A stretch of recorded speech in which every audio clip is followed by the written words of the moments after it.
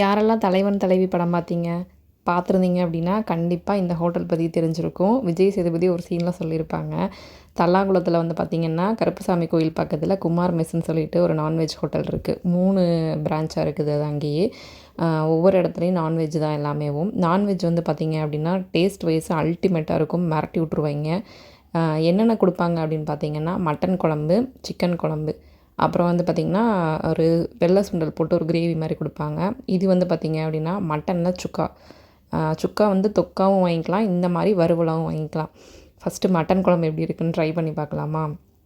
பயங்கர டேஸ்ட்டாக இருந்துச்சு. அப்படியே அந்த கொழுப்பு, அந்த குடலு இது எல்லாமே சேர்ந்து மிக்ஸ் ஆகி வேறு லெவல் டேஸ்ட்டாக இருக்கும். கண்டிப்பாக வந்துட்டு நீங்கள் மதுரையில தான் இருக்கிறீங்கனாலும் கண்டிப்பாக ட்ரை பண்ணியிருப்பீங்க.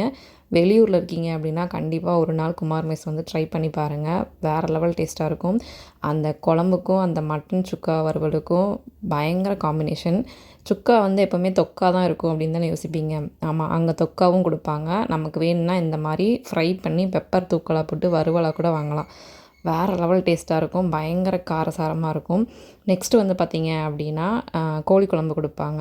அதாவது நாட்டுக்கோழி குழம்பும் இருக்குது, பிராய்லர் கோழி குழம்பு இருக்குது. நமக்கு எது வேணுமோ வாங்கிக்கலாம்.